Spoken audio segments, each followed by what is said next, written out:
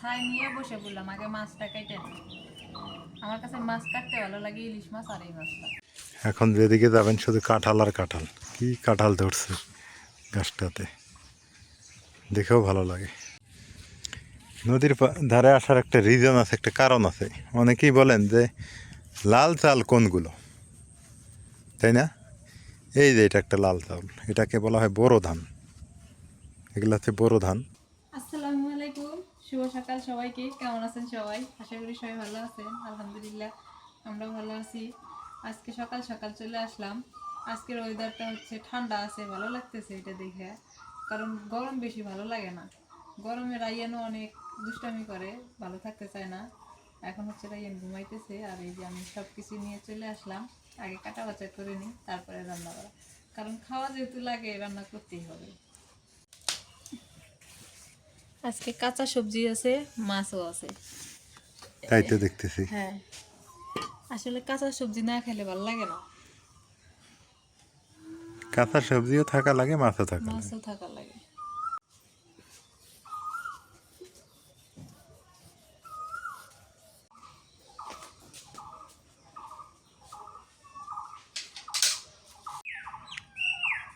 Silver cup মাছ, হ্যাঁ, এই মাছের মাথাটা আমার কাছে খুব মজা লাগে, খুবই ভীষণ মজা। মজা লাগে। নরম তো না? হ্যাঁ, নরম জিনিস পেলে সবারই মজা লাগে। ছাই নিয়ে বসে বললাম আগে মাছটা কেটে নি। আমার কাছে মাছ কাটতে ভালো লাগে, ইলিশ মাছ আর এই মাছটা খুব ভালো লাগে।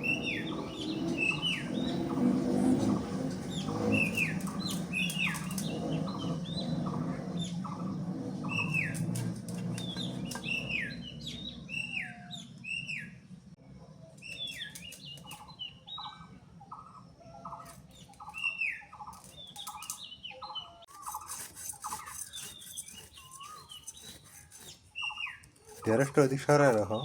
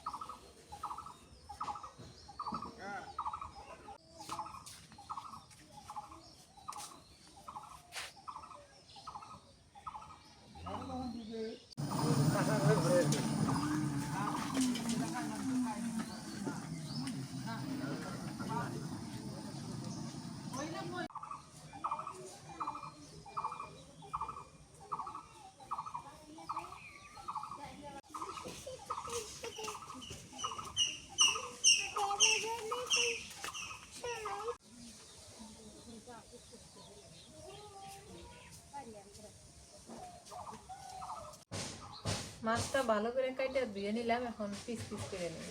মাছটা দেখতে ভালো লাগতেছে না, ইলিশ মাছের মতো লাগতেছে, সুন্দর লাগতেছে।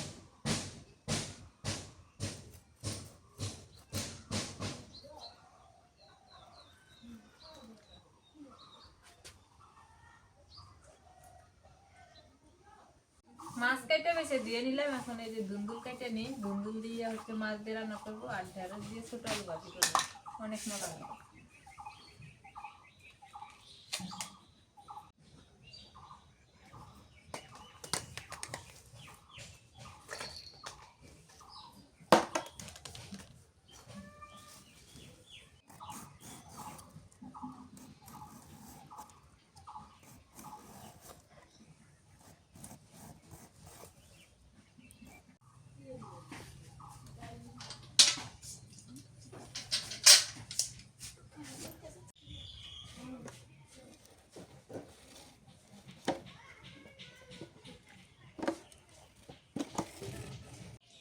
সবকিছু রেডি করে নিয়ে আসলাম, এখন হচ্ছে রোদ উঠে গেছে, তাও ঠান্ডা আছে, ভালো লাগতেছে। মাছটা মাথায় নিয়ে লবণ দিয়ে দিই। দুইটা মাছ আমি রেখে দিয়েছি আবার। সকালে ব্যবসা গরম পড়ছিল। হ্যাঁ, কারণ আবার এই গরমটা নাই না। এখন ওই গরমটা নাই, ঠান্ডাই আছে। হলুদ মরিচ নুন দিয়ে মাথায় নিয়ে মাছটা ভাজে নিয়ে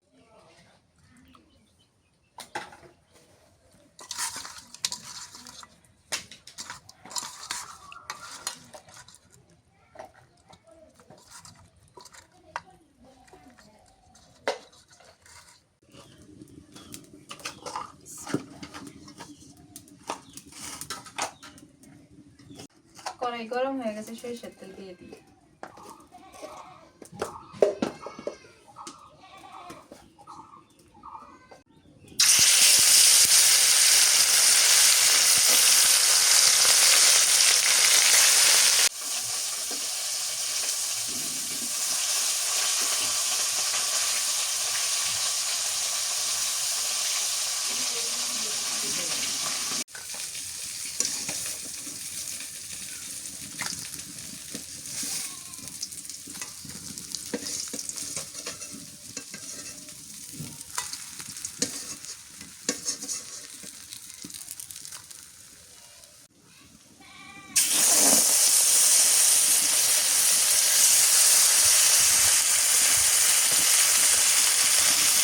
ভাজা শেষ, এই কড়াইয়ের মধ্যে এখন তেলানি করি, আর একটু তেল দিই।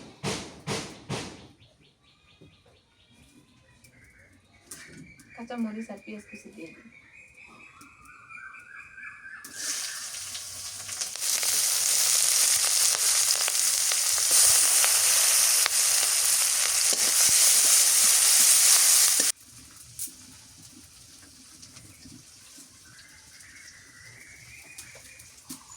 ভাজা হয়েছে, এবার দুন্দুল দিয়ে দিই।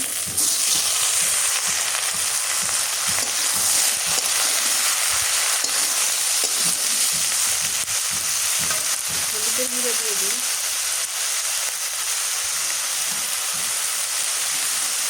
লবণ দিয়ে গুঁড়া মরিচ দিব না, কারণ কাঁচা মরিচ আমি বেশি করে দিয়ে দিই। রসুন বাটা দিয়ে দিই।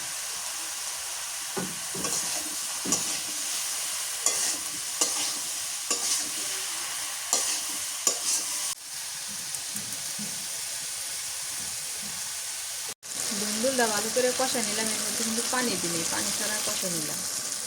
আর এগুলা তেমনি পানি উঠে আসে।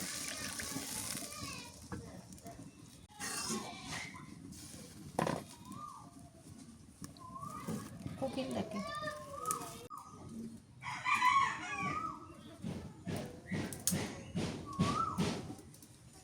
এই সময় কোকিলের ডাকটা ভালোই লাগে। কোকিল সব সময় আমাদের এই পাশে ডাকে, কারণ এই সময় এই জায়গায় ফলমূলের গাছ আছে, তো আসে।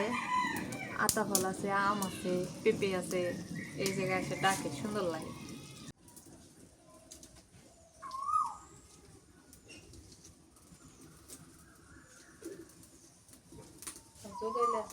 তরকারি বলে উঠে গেছে, এবার ভাজা মাছগুলো দিয়ে দিই, একটা একটা করে দিই।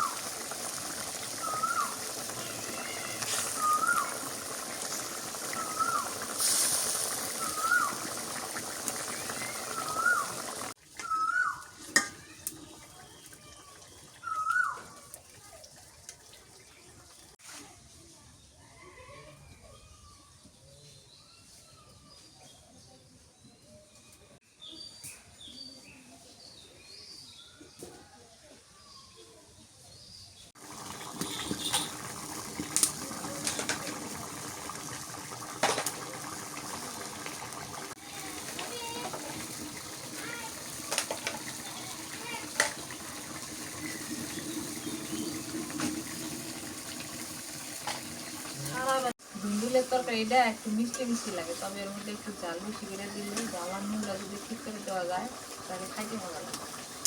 এটা একটু মিষ্টি তরকারি না? হ্যাঁ।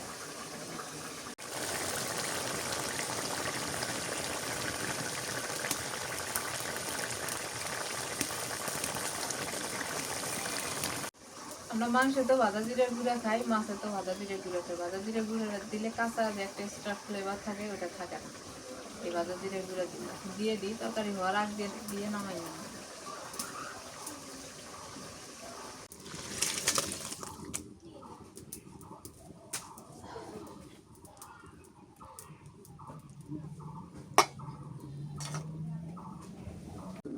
এখনো হচ্ছে ঢেঁড়স ভাজি করবো, ঢেঁড়স আর হচ্ছে বিলাতি আলু, শিম বিলাতি আলু লাল গুলা। যারা যারা হচ্ছে ঢেঁড়স খাইতে পারেন না বা ঢেঁড়সের তরকারি ভাজি খাইতে পারেন না, আমার মতো করে ভাজি করে খাই দেখুন, অনেক মজা লাগে। এই যে কটা আস্ত জিরা তেলানিতে দিয়ে দিব, পেঁয়াজ কুচি দিয়ে দিই, কাঁচামরিচ,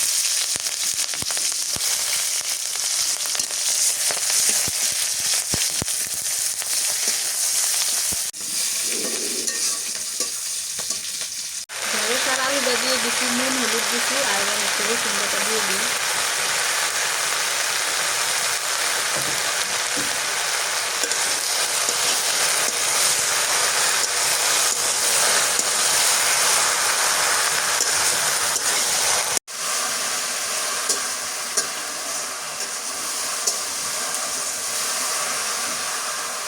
ঢেঁড়স আর আলু ভাজি হয়ে গেছে, নামাই নেই। যে কত সুন্দর একদম চড়চড়া হয়েছে, ভাজিটা ভাজি।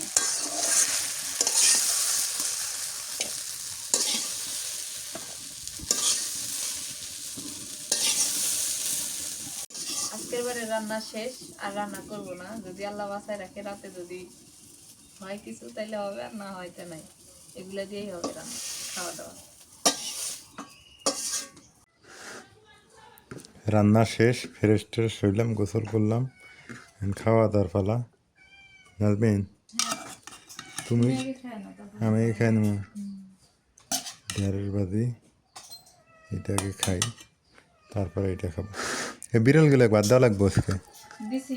দিছে তো এরম করতে থেকে। বিসমিল্লাহ। আর সাড্ডে দিয়ে এসে তো ও তো আর গরম ভাত খায় না। ঢেঁড়স ভাজি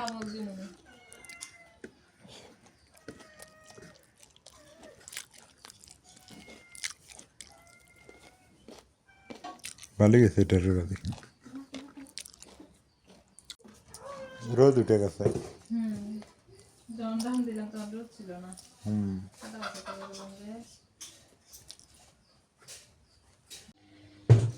আজকে মাছটা স্বাদ আছে তো, ভালোই লাগে, খারাপ না। গরিবের ইলিশ না, আজকে রান্না হয়েছে গরিবের ইলিশ।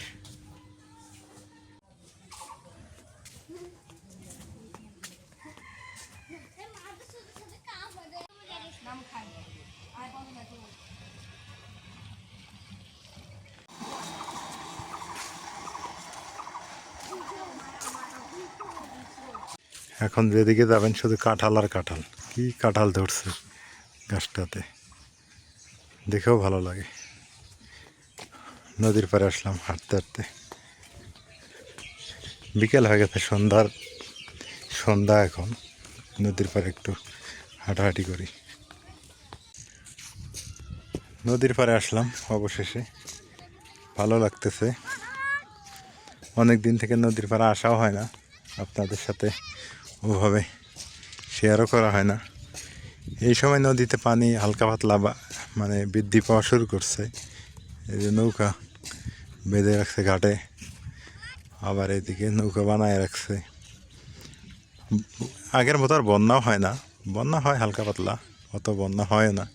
আর নদীর ছোঁয়ার আসন নাই, দেখেন যেদিকে তাকাবেন শুধু ভুট্টা আর ভুট্টা, শুধু ভুট্টা ক্ষেত।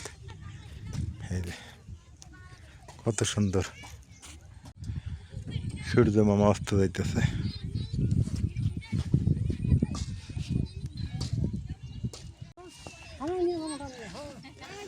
নদী পার হয়ে যাবে এনারা। পানি মনে বৃদ্ধি পেয়েছে, আজকে বৃষ্টি হয়েছে তো সকালে, পানি বৃদ্ধি পেয়েছে। নদীর ধারে আসার একটা রিজন আছে, একটা কারণ আছে। অনেকেই বলেন যে লাল চাল কোনগুলো, তাই না? এই যে এটা একটা লাল চাউল, এটাকে বলা হয় বোরো ধান। এগুলো হচ্ছে বোরো ধান। এই বোরো ধানটাও কিন্তু লাল চাল। আবার অনেকেই লাল চাল আবাদ হয় উঁচু জায়গাত, মানে ডাঙ্গা জায়গাতে। তো লাল চাউল খাওয়া স্বাস্থ্যের জন্য অনেক ভালো, এটা জানেন। ডায়াবেটিস বা আপনার অন্যান্য রোগগুলো হবে না লাল চাউল খাইলে। লাল চাল খাইলে পেটের মধ্যে অনেকক্ষণ থাকে, আর ওর উপরে যে আবরণটা থাকে, লাল আবরণ, ওটাকে বলা হয় ফাইবার। ওই ফাইবারের কারণে আপনার রক্তে সুগার মিশতে পারে না। তো আগে আমাদের এলাকায় প্রচুর এগুলো আবাদ হইতো, এখন একটু কমে গেছে। এই যে বোরো ধান, আর এই বোরো ধানের পান্তা ভাত বা পানি ভাত খুবই মজা লাগে। তো আমরা যত আধুনিক হইতেছি তত আমরা সমস্যায় ভুগতেছি। যেমন চালটাকে আমরা মেশিনে কেটে কুটে উপরের যেটা আসল, যেটা মূল জিনিস, ওইটা আমরা ফেলে দিয়ে ভিতরেরটা আমরা মিনিকেট চাল হিসেবে খাইতেছি। কিন্তু মিনিকেট চাল আমাদের জন্য অনেক ক্ষতিকর, এটা আমরা অনেকে জানি না। যত লাল আবরণযুক্ত চাল খেতে পারবেন তত আপনি সুস্থ থাকতে পারবেন, ভালো থাকতে পারবেন। অনেকে বলবেন, আবার কতজন মানুষ বুঝবে না, বলবে কি জানেন, হ্যাঁ আমরা সাদা ভাত খাই, আমরা কি সুস্থ নাই? কিন্তু উনি বুঝবে না, তখন একটা পর্যায়ে চলে যাবে, তখন বুঝবে যে কথাগুলো কি। তো যা হোক, আপনার 12 বছর 12 মাস যদি আপনার লাল চালে ভাত খাইতে পারেন, আপনার ডায়াবেটিস থাকবে না, 100% গ্যারান্টি। এবং একটু আপনি উঠা বসা হাঁটাহাঁটি করবেন, আপনার দেখবেন ডায়াবেটিস উধাও হয়ে যাবে। তো যাই হোক, এই লাল চালটাকে আপনার দেখানোর ইচ্ছা ছিল আমার একদিন, যে দেখাবো নদীর ধারে গিয়ে। তো দেখাইলাম। ছেলেপেলেরা ফুটবল খেলতেছে, এরা আমার কাছে আসছিল, এসে বলতেছে ভাইয়া একটা বল কিনে দাও, একটা বল কিনে দাও। পরে একটা বল কিনে দিছি, পরে বলটা নিয়ে খেলতেছে মোটামুটিভাবে। পরে আমাদের এলাকার থেকে মেম্বার না আরও কে নেতা খেতা যারাই হোক, ওনারাও একটা কিনে দিছে। তো ছেলে মেয়েরা খেলবে, খেলাধুলা করতে দেওয়া ভালো, কারণ খেলাধুলা করলে তাদের মন মানসিকতা অনেক বড় হয়, এবং হচ্ছে শরীর স্বাস্থ্য মন সবটাই ভালো থাকে। আগে একটা সময় আমরা খেলতাম, আসলে আমার সময় পাই না, সময় পাইলে আমিও এদের সাথে লাফালাফি দৌড়াদৌড়ি করতাম, খেলতাম। বড় হয়ে গেলে সংসারের দায়িত্ব কাঁধে এসে চেপে বসে, তখন আর এগুলো হয় না।